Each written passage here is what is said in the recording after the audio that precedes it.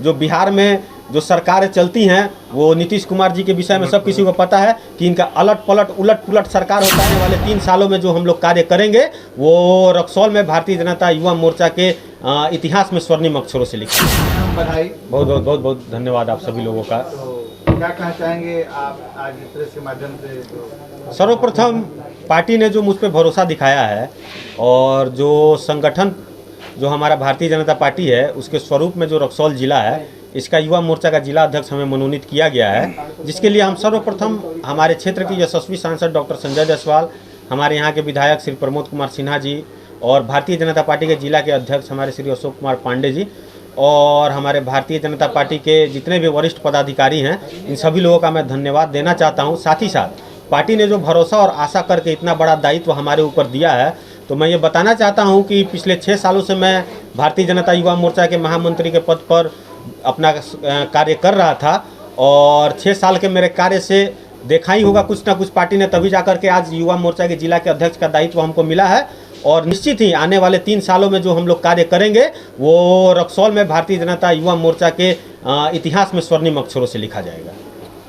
Bharatiya Janata party का जो एक हम लोग देखते हैं कि एक आदमी को बार बार अध्यक्ष या उपाध्यक्ष नहीं बनाया जाता है, चेंज कर दिया जाता है, हर एक समुदाय का ध्यान रखा जाता है। इस पर आपका क्या कहना है? इस पर हम यही कहना चाहेंगे, देखिए भारतीय जनता पार्टी जो हमारी कार्य करती है वो पूरी तरह से लोकतांत्रिक विधि पे कार्य करती है। हमारा जो एक छोटा से छोटा प्रखंड का जो अध्यक्ष होता है और या सबसे सर्वोच्च जो हमारे पार्टी का राष्ट्रीय अध्यक्ष होता है, इन सभी लोगों का कार्यकाल सिर्फ 3 साल का ही होता है। उसके बाद इनको दोबारा रिन्यू किया जाता है। एक व्यक्ति एक पद पर 2 बार से अधिक नहीं रह सकता है, क्योंकि हम लोग जो नए लोग हैं उनको चांस देना चाहते हैं। ये 3 साल का जो हमारा कार्यकाल है, इसीलिए हम लोग इसको दायित्व कहते हैं, इसको पद नहीं बोलते हैं। पद इसलिए नहीं बोलते हैं क्योंकि ये 3 साल के बाद किसी और को मिलने वाला है, तो ये दायित्व है। अभी मुझे युवा मोर्चा के जिला के अध्यक्ष का दायित्व मिला है और उसका मैं अच्छे से निर्वहन करूंगा।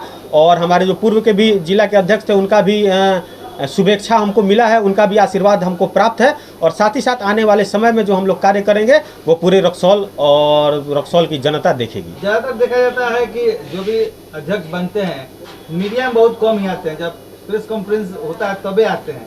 लेकिन क्या आप मुद्दा को उठाते रहिएगा मीडिया में आकर? नहीं, बिल्कुल। देखिए जन से जुड़ा हुआ जितना भी मुद्दा है उन सभी मुद्दा को हम लोग ग्राउंड लेवल पर उठाते हैं, लेकिन पार्टी में कार्य करने पर पार्टी का एक स्वरूप होता है। हमारे पार्टी का प्रवक्ता पार्टी की तरफ से डिसाइड किया जाता है और प्रवक्ता ही हमारा जो होता है वो न्यूज़ मीडिया में बाइट्स देता है।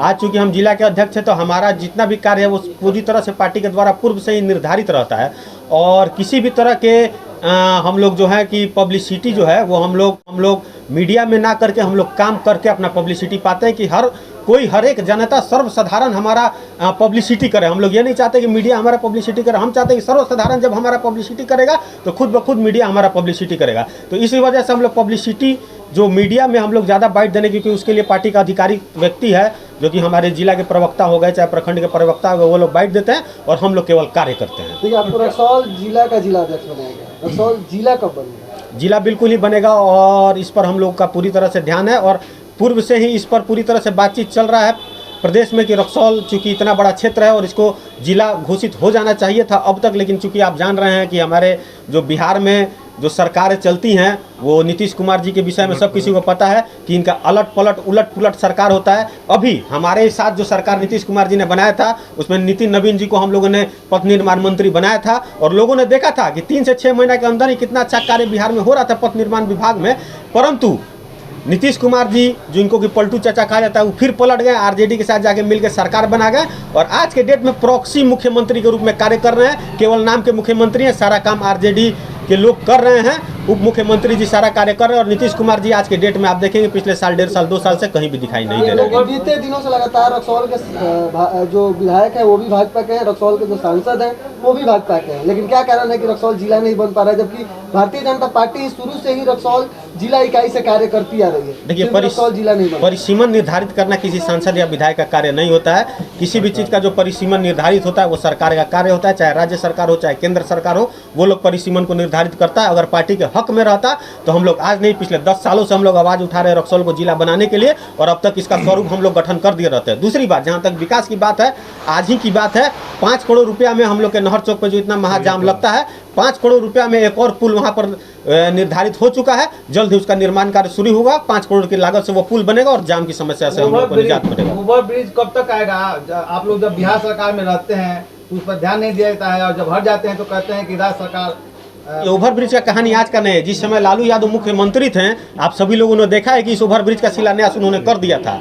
लेकिन आखिर क्या कारण है कि लालू यादव के मुख्यमंत्री रहते हुए भी इस ओवरब्रिज का निर्माण नहीं हो पाया? हमारे यशस्वी जो निवर्तमान प्रदेश अध्यक्ष और हमारे स्थानीय सांसद डॉक्टर संजय जायसवाल जी के अथक परिश्रम का ही देन है कि आज जो हम लोग फुट ओवरब्रिज देख रहे हैं वहाँ पर, वो जो है वो सांसद जी का देन है। आज तक जो ओवरब्रिज हम लोग चाहते हैं रक्सौल के ढाला पर बनाना, उसकी स्वीकृति राज्य सरकार से कभी नहीं मिलती, कभी राज्य से मिलती है तो केंद्र से राशि नहीं आती है।